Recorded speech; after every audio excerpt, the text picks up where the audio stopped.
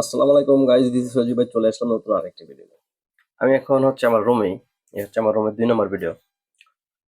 ব্যাপারটা হচ্ছে, অনেকে জানতে চাইছে ভাইয়া রাশিয়ার জীবনটা কেমন। রাশিয়ার জীবনটা কেমন, প্রবাস কেমন, এটা শুধু রাশিয়া না, আপনি কাতার বলেন, সৌদি আরব বলেন, সিঙ্গাপুর বলেন, ইউরোপ বলেন, যে কোনো ইউরোপ, অনেক কান্ট্রি, কানাডা বলেন, আমেরিকা বলেন, আপনার বিদেশ প্রবাসী কোনো দেশে একটু ফেসিলিটি বেশি, কোনো দেশে একটু কম। রাশিয়ার যদি জীবন আমি আমার অভিজ্ঞতার 8 মাস 9 মাসের অভিজ্ঞতা থেকে বলি, প্রবাস জীবনটা আসলে কষ্টের। তবে আমি সবসময় একটা বলি, ছেলে মানুষের কোনো কষ্ট নাই। আপনি যখন রাশিয়া আসবেন স্টুডেন্ট অবস্থায়, আসার পরে অনেক ডিপ্রেশনে ভুগবেন, 1 মাস কাজ নাই, টাকা যেগুলো নিয়ে আসছেন ওগুলো শেষ। কাজ পাওয়ার পরে যেটা হইব, এর ভিতরে আপনি ক্লাস করবেন।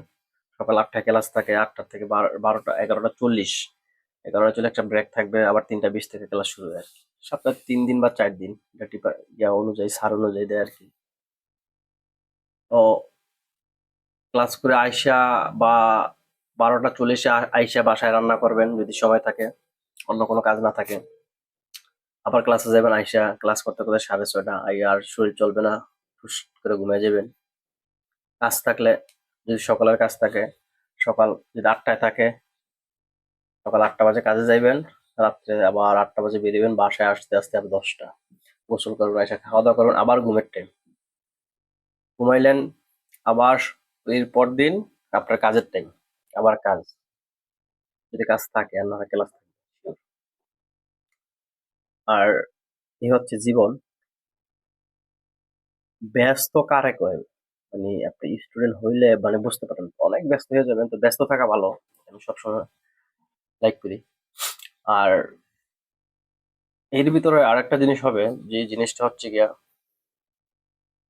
যদি এখানে আপনার 3 থেকে 4 মাস শীত পড়ে, প্রচুর শীত এখানে, মাইনাস, আজকে ফিল লাইক মেবি 21। তো এই জন্য আমি বাসায় বসে বসে ভিডিও করতেছি, বাইরে গিয়ে এত কথা বলা পসিবল না, অনেক বাতাস, অনেক শীত। যাই হোক, এ হচ্ছে রাশিয়ার জীবন। এখানে আপনি যদি বলেন রাশিয়ার আর একটা জীবন আছে, দুষ্টু পানি, তারপরে দেন খারাপ হওয়ার অনেক সিস্টেম আছে।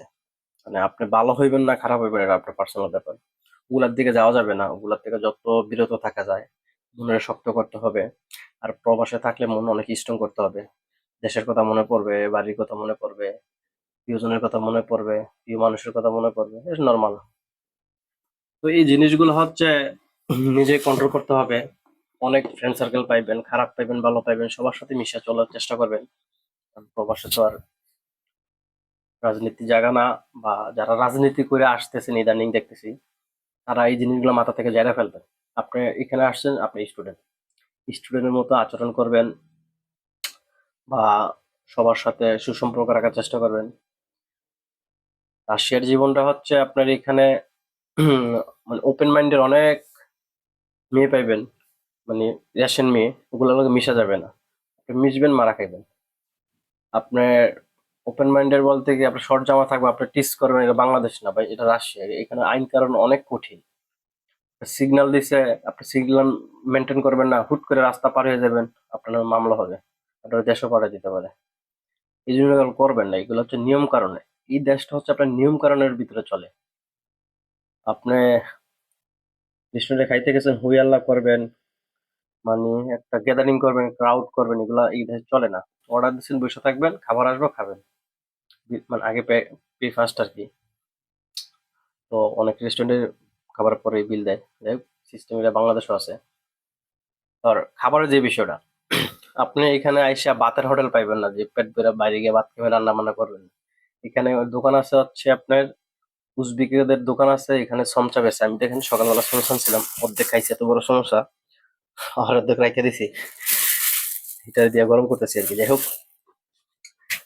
আপনি রাশিয়ান খাবার খাইতে পারবেন না তেমন, আমরা বাঙালি তো, আমাদের একটু তেল মশলা বেশি খাই, তো খাবার নিয়ে একটু সমস্যা হইতে পারে, তো সেই জন্য আপনি হচ্ছে বাসায় রান্না করে খাবেন।